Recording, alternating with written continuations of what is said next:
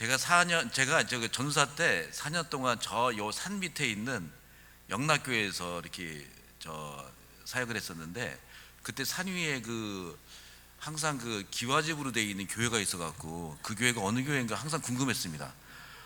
그런데 제가 저보다 연세는 아래지만 존경하고 또 항상 겸손하신 신 목사님께서 저를 초대해 주셔갖고 이 교회 와서 직접 이렇게 설교하다 보니까 너무 감격스럽습니다. 그리고 또 오려고 또 연역을 봤더니 여기에 굉장히 교회사에 나오는 목사님들과 이 교회 자체가 교회사에 나오는 그런 유명한 교회로 알고 너무나도 반가웠습니다. 저는 서울 장신대라고 해서 이제 경기도 광주에 있는 이제 신학교에서 구약을 가르치고 있습니다. 아까 우리 권사님 서울대 장신대 이렇게 계시는데 너무 감사합니다.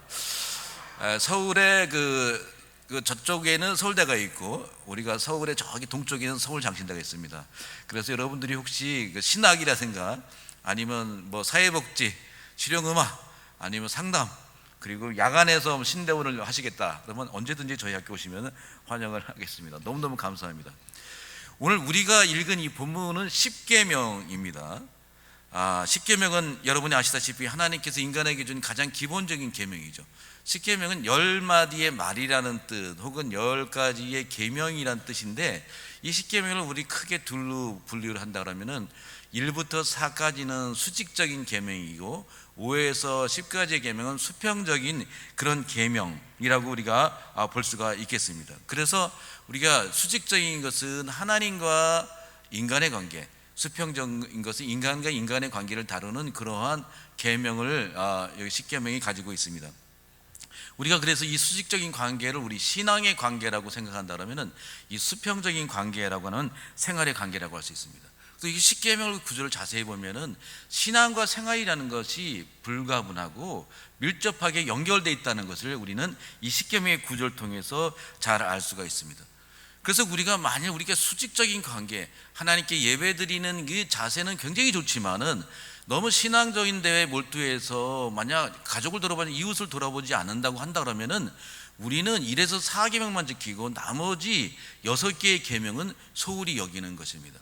만일 내가 이웃과의 관계와 이 세상의 삶에서는 굉장히 정직한 삶을 산다고 하고 해서 그 6계명만 충실한다고 한다면 1에서 4계명은 그것은 지키지 않는 것입니다. 그래서 십계명은 하나님을 사랑하는 만큼 이웃을 사랑하고 또한 이웃을 사랑하는 만큼 하나님을 사랑해야 된다는 아주 중요한 계명을 우리에게 전달을 하고 있습니다. 그런데 우리가 이 10가지 계명과 십계명을 자세히 들여다보면은 여기 중간에 굉장히 특별한 계명이 있는 것을 알 수가 있습니다. 바로 오늘 본문인 제5계명입니다. 6절 16절의 말씀에 너는 내 하나님 여호와께서 명령한 대로 내 부모를 공경하라고 말씀하고 있습니다. 제5계명 부모님 공경의 계명이 바로 제 가운데 있는 계명입니다. 이 계명은 하나님의 사랑 쪽도 이웃 사랑 쪽도 아닌 중간에 걸쳐 있는 그러한 계명으로 우리가 볼 수가 있겠습니다. 그래서 이 부모님을 공경하라는 이 계명은 이 수직으로 향하는 이 길과 수평으로 하는 길, 이 가운데 이 교차로에 위치한 그러한 계명이라고 우리는 볼 수 있습니다. 그래서 우리가 비유로 말하자면은 부모님 공경은 마치 교차로에 있는 신호등과 같은 역할을 한다고 볼 수가 있습니다. 여러분, 교차로에 신호등이 망가지면 어떻게 되겠습니까? 금방 차들로 교차로가 가득 차서 소통이 안 되는 것을 알 수가 있습니다. 사람들이 갈등이 심해지고 싸움이 있고 굉장히 엉망이 되고 맙니다. 부모님 공경도 마찬가지입니다. 부모님을 공경하는 이 신호등이 망가지게 되면은 하나님을 향한 이 길의 소통도 안 되고 이웃 간의 관계의 이 수평적인 길도 소통이 안 되어서 거기에 정체가 되기가 쉽습니다. 그래서 신호등이 제대로 작동하지 않으면은 교차로가 정체되듯이 우리 계명의 신호등인 부모님 공경의 이 신호등이 제대로 작동하지 않으면 이 교차로에 원만한 소통이 없다는 것을 우리는 여기에서 알 수가 있습니다. 우리 한글 사전에 따르면은 공경을 공손히 받들어 모심이라고 말하고 있습니다. 영어 성경은 honor라고 되어 있습니다. 이 안어는 높이고 존경한다는 그런 뜻입니다. 즉 부모님을 공경하는 명령은 부모님을 높이고 존경하라는 그런 뜻입니다. 중국의 고전 소학에 따르면 부모를 사랑하는 사람은 남으로부터 미움을 받지 아니하고 부모를 공경하는 사람은 남으로부터 업신여김을 받지 않는다라고 말을 하고 있습니다. 자, 이 말은 뭐냐? 부모를 공경하고 존경하는 사람은 그도 존경을 받고 공경을 받는다는 그런 말입니다. 반대로 내가 부모님을 업신여기면 나도 바로 업신여김을 당한다는 그런 뜻입니다. 최근에 많은 사람들이 부모님을 돈으로 평가하는 그런 경향이 굉장히 강합니다. 아버지가 아무리 어떤 일을 했다 하더라도 많은 돈이 있고 많은 유산을 남겨주면은 아버지 과거에 대해서 절대로 물어보지 않습니다. 하지만 아버지가 아무리 정적하고 훌륭하다 하더라도 아파트 한 채 남겨주지 않으면은 아버지 스스로도 죄책감을 갖게 되는 것이 오늘날의 현실입니다. 하지만 여러분들, 우리가 아무리 부모님이 돈을 못 번다고 업신여긴다 하면은 똑같은 방식으로 우리도 나중에 업신여김을 당하게 될 것입니다. 만약에 우리 부모님이 배운 것이 없다고 해서 업신여긴다고 한다 그러면은 우리도 똑같이 같은 방식으로 우리도 업신여김을 당하게 될 것입니다. 만약에 여러분들이 부모님을 말로만 존경한다고 한다 그러면은 마찬가지로 여러분도 나중에 말로만 대접받는 그런 사람이 되고 많은 것을 잊어서는 결코 안 됩니다. 히브리어로 공경은 카보드라고 합니다. 이 카보드는 무겁다란 뜻에 나온 카베드라는 동사에서 나왔습니다. 부모님 공경을 나타내는 이 카보드는 하나님 영광, 하나님의 공경, 영광과 똑같은 단어입니다. 하나님께만 영광을 드리고 하나님만을 공경하는 것이 아니라 바로 같은 방식으로 부모님을 높이고 부모님을 공경해야 된다는 그런 뜻입니다.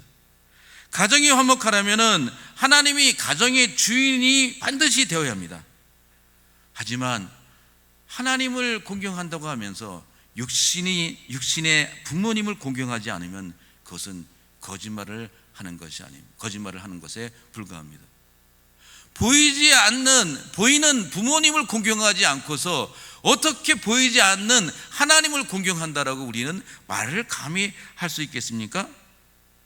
또한 이웃을 그렇게 사랑한다고 하면서 가족을 사랑하지 않으면은 그것 또한 참말이라고 우리는 할 수가 없습니다. 가장 가까운 배우자도 사랑하지 못하고 가장 가까운 자녀도 사랑하지 못하면서 어떻게 이웃을 사랑한다고 할 수 있겠습니까? 만약 그런 분이 있다고 한다면은 이웃에게 선심 쓰는 것을 워낙 좋아해서 몸이 배워서든가 아니면 좋은 사람이란 말을 너무 듣는 것에 너무 익숙해서 그런 것입니다. 부모님 공경은 반드시 우리 도덕적이고 윤리적인 그런 문제가 아닙니다. 오늘 본문에 하나님의 명령이라고 말씀하고 있습니다. 내 하나님 여호와께서 명령한 대로 라고 하시면서 부모님 공경은 단순한 의무나 아니면 이것은 관습이나 도덕과 윤리가 아니라 하나님의 계명인 것을 말씀하고 있습니다. 신명기 21장 21절에 그 성읍의 모든 사람이 그를 돌로 쳐 죽일지니 이같이 내가 너희 중에 악을 제하라. 그리하면 온 이스라엘이 듣고 두려워하리라라고 말씀하고 있습니다. 이 계명은 부모를 학대하는 죄에 대한 징벌입니다. 부모를 학대하는 자에게 돌을 들어 치라고 명령하고 있습니다. 굉장한 징벌입니다. 구약에서 돌로 치는 징벌은 몇 가지 나오지 않는데 그 중에 하나가 부모를 학대하고 부모를 존경하지 않는 범죄가 바로 그런 징벌입니다. 여기 자세히 본문을 보시면은 이 징벌을 개인에게 주지만 이 경고는 모든 사람에게 내리는 것을 알 수 있습니다. 온 이스라엘이 함께 두려워하라고 했습니다. 온 이스라엘이 이 명령을 어겼을 때 당하는 모든 일을 듣고 깨달으라고 말씀하고 있습니다. 이는 부모 학대와 부모를 존경하지 않는 일이 단순히 가정의 문제가 아니라 전 이스라엘 영역에 해당하는 사회적 문제인 것을 여기에서 말씀하고 있습니다. 오늘 우리 한국의 사회에서 최근 안타까운 일들이 벌어지고 있습니다. 존속 살해, 존속 상해, 존속 폭행 같은 존속 범죄가 굉장히 급증하고 있습니다. 한 보고에 따르면은 모든 범죄 사건의 80%가 가정에서부터 시작된다고 말씀하고 있습니다. 그리고 5일에 한 번씩, 닷새에 한 번씩 부모를 죽이는 사건이 발생하고 있다라고 합니다. 지금 한국에서 경제만 높아지는 것이 아니라 부모를 학대하고 존속 범죄율이 점차적으로 증가한다고 합니다. 제가 몇 년 전에 우리나라가 3위인 것을 제가 발견했는데 아마 지금쯤은 세계 1위가 되지 않았을까 생각합니다. 결코 자랑스러운 일이 아닌데 그러한 일로 1등이 되고 있으니 얼마나 힘듭니까? 그런데 이러한 것은 존속 범죄이 높아진다는 것은 이 사회가 극도로 불안해지고 안정적이지 않은 것을 반영하고 있습니다.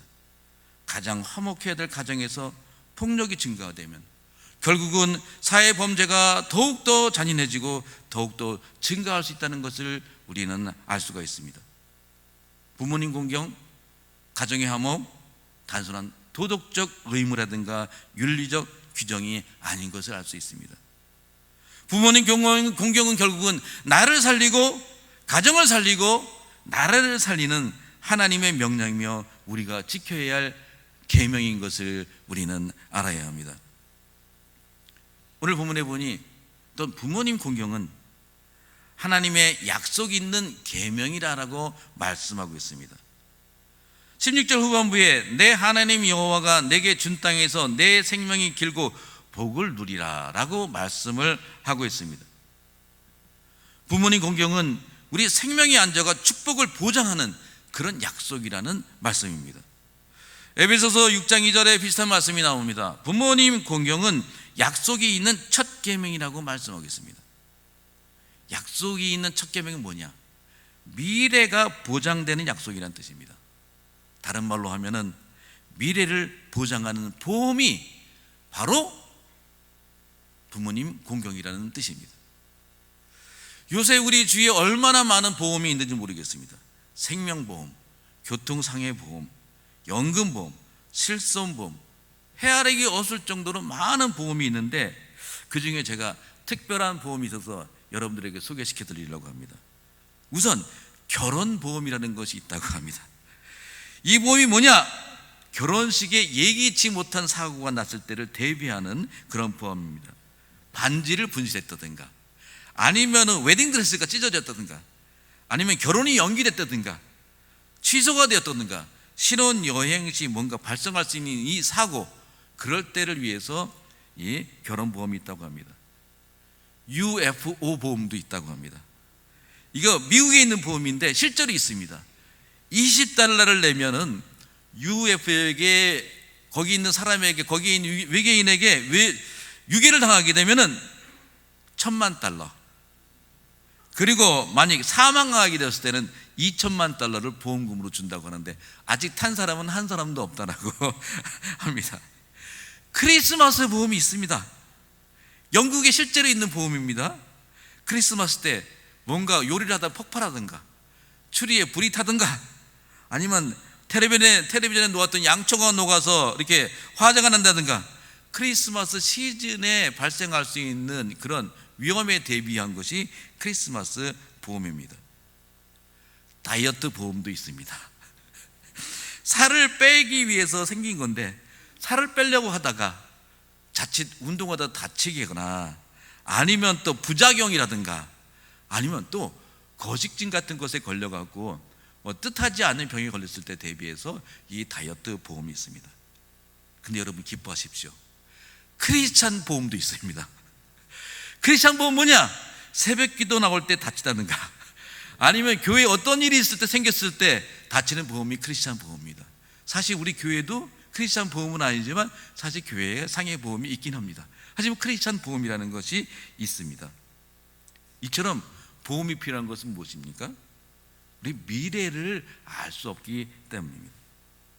미래가 불확실하여서 또 미래에 생길지 모르는 일에 대비해서 우리가 보험을 듭니다. 근데 오늘 본문에 보니 우리에게 확실한 보험이 있다라고 말씀하고 있습니다. 우리 본문에서는 부모님 공경이 바로 우리 미래를 보장하는 그런 보험이라고 말씀하셨습니다. 하나님께서는 부모를 공경하는 자녀에게 내게 준 땅에서 내 생명이 길고 복을 누리리라 라고 말씀하겠습니다. 때문에 여러분이 부모님을 공경한다면 확실한 미래 보장 보험을 든 것입니다. 이 보험은 절대로 깨지지 않습니다. 이 보험은 절대로 사기당하지 않습니다.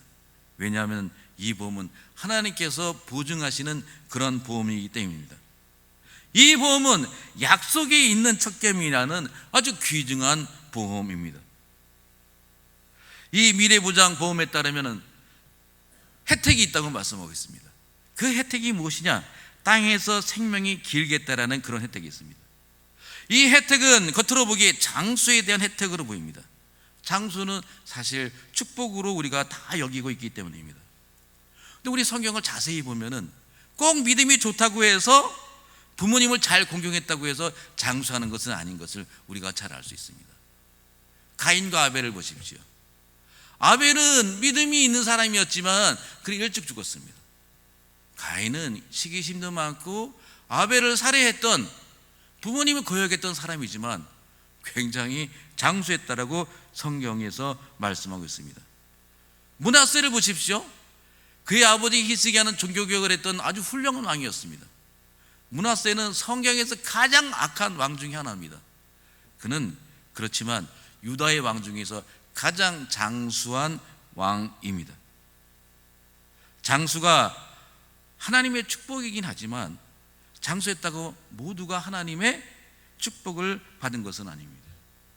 평생 도망자로 살면서 장수한다면 그 삶은 고통뿐입니다. 평생 빚을 지고 빚만 갚다 살다 장수하면 그 삶은 얼마나 괴롭겠습니까? 평생 감옥에서 갇힌 채로 장수하거나 평생 나무 밑에서 노예처럼 중노동만 한다면 그 삶은 결코 쉬운 삶이라고 우리는 말을 할 수 없을 것입니다. 따라서 우리가 땅에서 생명이 길겠다라는 하나님의 약속은 단순히 오래 사는 그런 장수의 약속이 아닌 것을 우리가 알 수 있겠습니다. 이 계명이 말씀하시는 장수는 하나님과 동행하며 오래 사는 것입니다. 우리는 성경에서 가장 오래 산 사람을 무드셀라로 알고 있습니다. 하지만 그가 축복된 사람이라고 얘기하지 않습니다. 그만 969세를 살았습니다. 하지만 그보다 더 짧은 생활을 살았지만 더 복된 삶을 사는 사람이 있습니다. 바로 그의 아버지 에녹입니다. 그는 무드셀라를 낳고 하나님과 평생 동행하였다고 했습니다. 하나님과 동행하면서 평생을 행복한 가정생활을 누리다가 영원한 하늘나라에 가서 거기 가서 하나님과 동행하였습니다. 여러분, 모세는 120세를 살았습니다. 그는 40년을 왕자로 살아서 행복했지만 40년은 광야에 나가서 목동으로 살면서 도피 생활을 할 수밖에 없었습니다. 당시 평균 수명이 40세밖에 안 됐습니다. 40세도 안 됐으니까 80세면 굉장히 장수한 축복된 생애라고 할 수 있겠습니다. 하지만 그의 80의 생애는 살인에 대한 추억, 살인에 대한 죄책감과 과거에 대한 회한으로 점철된 비극적인 삶, 굉장히 슬픈 삶이었을 것이라고 우리는 충분히 생각할 수 있겠습니다. 그가 80세가 되어서 다시 광야에 나가서 살게 되었지만은 이 광야의 40년의 방황은 그 전에 80년과 달랐습니다. 그 삶은 축복의 삶이었습니다. 왜 그렇습니까? 그곳에서 하나님과 동행하는 삶을 살았기 때문에 비록 광야였지만 그 삶은 축복의 삶이 될 수밖에 없었습니다. 모세가 육신의 부모님을 존경했는지 공경했는지 성경에 기록되어 있지 않습니다. 하지만 성경 곳곳에 그가 장인 이드로를 잘 공경하고 또한 장인의 이드로의 말에 귀 기울여서 항상 모든 제도를 이게 완비한 것을 볼 때 우리가 그게 부모님에 대한 태도, 어르신들에 대한 태도를 우리는 알 수가 있습니다. 고린도전서 15장 10절에 만일 우리가 그리스도 안에서 바라는 것이 이 세상뿐이라면 우리는 그 누구보다 불쌍한 사람들입니다 라고 하였습니다. 하나님께서는 이 땅에서 삶만 보장하시지 않습니다. 하나님께서는 부모님을 공경하는 자에게 이 땅에서의 축복뿐만 아니라 미래에 주어질 영원한 생명도 보장해 주십니다. 저희 학교에 장우형 교수님이라는 분이 계셨습니다. 지난 2월에 돌아가셨는데 잘 모르시는 분이죠, 여러분들은요. 하지만 이분의 아버님은 여러분이 많이 아실 거라고 생각을 합니다. 이분의 아버님은 단열종이 땡땡땡 아니면 꽃가지에 내리는 이 곡을 작곡한 장수철 선생님이십니다. 장수철 선생님이 미국에서 유학을 할 때입니다. 그때 따님이었던 12살이었던 혜경이 사망했다는 편지를 받았습니다. 너무나 슬프고 비극적인 소식이었습니다.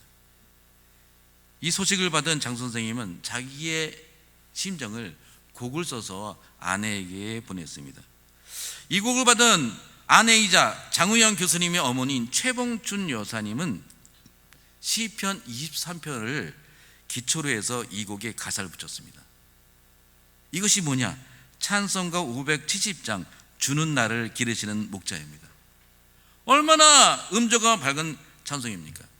제가 이제 장 교수님하고 친했기 때문에 그 얘기를 듣고 제가 그 얘기를 들으니까 너무 이 찬송이 슬픈 거예요. 그래서 그 장 교수님 앞에서 찬송을 불렀습니다.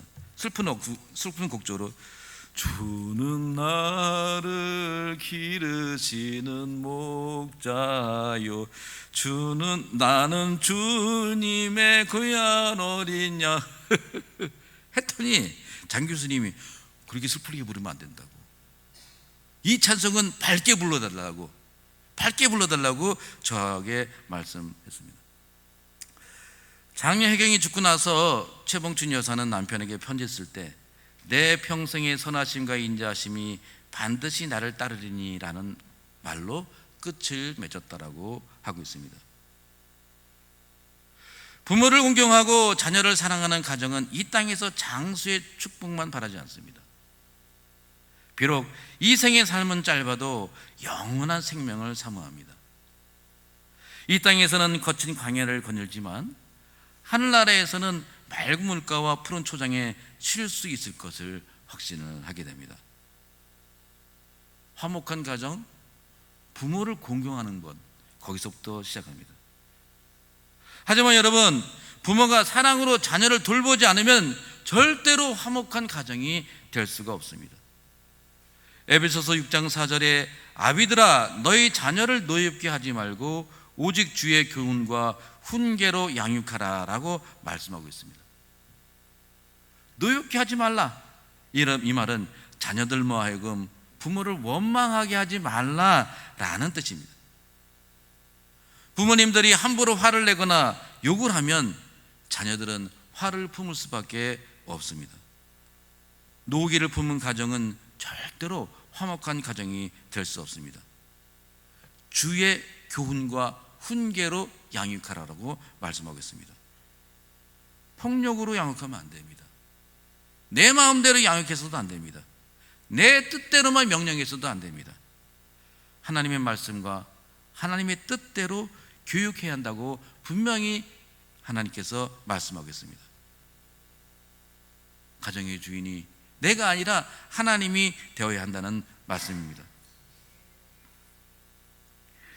이 부모를 공경한다는 계명을 보면은 우리 교회의 화목과도 굉장히 밀접하게 관련되어 있는 것을 알 수가 있습니다. 사도 바울은 아들처럼 여기는 디모데에게 이르기를 교회 안에 연세 드신 남자분들을 아버지 대하듯 하고 연세 드신 여자분들을 어머니 대하듯 하고 손자 손녀에게 부모의 은혜에 보답하는 법을 가르치라라고 이렇게 권면을 하고 있습니다. 하나님께서는 부모와 어르신을 공경하는 가정과 교회를 축복하십니다. 명심보감에 이르기를 자요 쌍친낙하고 가와 만선성이라 시시 방압을하고 야야 비정례라고 하였습니다. 이 말의 뜻은 자식이 효도하면 어버이가 즐겁고 집안이 화목하면 많은 일들이 이루어진다. 때때로 불이 나는 것도 방비하고 그리고 밤마다 도둑이 드는 것도 막는다라고 얘기를 하고 있습니다. 이 고사성어에 쓰인 화목할 화자를 자세히 들여다보면은 벼 화자와 입구가 합쳐진 그런 글자인 것을 알 수가 있습니다. 벼는 밥이 되는 곡식이고 입은 음식을 먹는 몸의 일부입니다. 결국은 이 화는 뭐냐? 밥을 먹는다라는 뜻입니다. 따라서 가화라는 것은 무엇을 의미하냐? 집안 모든 식구가 둘러앉아서 밥을 먹는 것을 의미합니다. 또 가화만 선성은 뭐냐? 가족 모두가 함께 밥을 먹을 정도로 자학을 어울린다면은 안 풀릴 일이 없다라는 그런 뜻이 됩니다. 사도행전에 한 가지 이상한 얘기가 등장합니다. 거기에 보면은 식사 문제 때문에 갈등을 겪는 교회 문제가 생깁니다. 서로 먹겠다고 해서 그것 때문에 갈등을 일으키고 식사가 제대로 공급되지 않는 그런 문제 때문에 그 당시에 교회 재직들이 이것을 가지고 서로가 얘기를 한 적이 있습니다. 여러분, 교회 공동체가 뭐냐? 아이들부터 연세 드신 어른들까지 한 상에서 식사하는 공동체, 바로 그것이 교회 공동체입니다. 교회가 좋은 점이 뭡니까? 부자도 가난한 자도 사장님도 비서도 한 줄 한 자리에 앉아야 된다는 것입니다. 사장님이라고 해서 딴 자리 앞에 앉지 않습니다. 비서라고 해서 저 뒷자리에 앉지 않습니다. 가난하다고 부자다라고 해서 자리를 따로 주지 않습니다. 교회는 모두가 한 줄로 된 자리에 서로 어깨를 조이고 한 자리에 앉는 것입니다. 여러분의 교회는 어떤지 모르겠지만 교회 식당에서는 부자도 국수 한 그릇, 가난한 사람도 국수 한 그릇, 많이 배운 사람도 국수 한 그릇, 많이 배우지 못한 사람도 국수 한 그릇, 모두에게 같이 식사를 나누는 것이 바로 교회입니다. 교회는 남녀노소를 가리지 않고, 그리고 많이 배우든 안 배우든 많이 있든 없든 그것을 가리지 않고 식탁을 공유하는 것이 바로 교회 공동체입니다. 이렇게 함께 나누고 함께 공유할 때 그리고 화목한 교회, 하나님이 원하시는 교회, 서로를 공경하고 존경하는 그런 교회가 됩니다. 에베소서 6장 1절에 자녀들은 부모에게 순종하십시오. 이것이 주님을 믿는 사람으로서 옳은 일입니다 라고 말씀하시고 있습니다. 부모님 공경과 가족 사랑은 아까 말씀드린 대로 하나님의 축복 교차로입니다. 교차로에 신호등이 고장나면 차가 막히고 소통이 되지 않습니다. 마찬가지로 가족 간에 신호등이 고장나면 소통이 안 되고 교차로가 정차됩니다. 혹시 여러분들 가정에 문제가 생겼다 그러면, 혹시 우리 가정에 부모님을 공경하고 어르신을 공경하는 그런 신호등이 꺼지지 않았나? 반짝반짝 빛을 내고 있지 않나? 아니면은 깜깜해지지 않나? 다시 한번 돌아보시기 바랍니다. 신호등은 언제든지 밝혀져 있어야 됩니다. 그래야 소통이 되고 길이 뚫릴 수 있습니다. 또한 부모님 공경은 앞날의 축복과 안장이 보장된 미래 보장 보험입니다. 다른 보험들은 이 땅의 일만 보장해줍니다.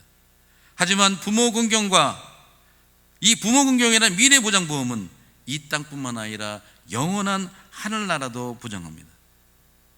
가정과 교회의 이 가운데에 있는 신호등을 항상 밝히시기 바랍니다. 우리 교회에 신호등이 꺼져 있지 않나? 우리 교회 신호등이 혹시 고장나서 전멸하고 있지 않나? 항상 돌아보시기 바랍니다. 그래서 이 신호등이 언제든지 빛나서 하나님과 우리 상호 간에 늘 소통이 늘 원활한 그러한 교화가 되기를 간절히 축원합니다. 그리고 또한 여러분들이 모두 한 사람 한 사람이 이 미래 보장 보험을 모두 들어서 이 생뿐만 아니라 내생에서도 하나님께서 축복을 누리는, 학부에서 하나님께서 주시는 축복을 누리는 여러분과 제가 되기를 간절히 축원합니다. 기도하시겠습니다. 하나님, 우리가 가장 기본적인 계명을 지키지 아니하고 어떻게 하나님을 공경한다고 할 수 있겠습니까? 하나님께서 우리의 삶에 주시는 가장 기본적인 교훈을 지키지 않으면서 어떻게 내가 이웃을 사랑한다라고 감히 말을 할 수 있겠습니까? 부모님께 생전 전화하지 않고 생전 찾아뵙지 않고 모르신다고 투박하고 음식도 제대로 대접하지 않고 한켠에 몰아놓으면서 어떻게 우리가 하나님의 축복을 받겠다고 감히 하나님 앞에 나오겠습니까? 하나님, 우리의 갈 길을 인도하는 이 신호등이 꺼지지 않게 하여 주시옵소서. 가정과 교회를 밝혀서 하나님과 우리와 우리 간의 관계가 화목하게 하도록 주님께서 인도하여 주시옵소서.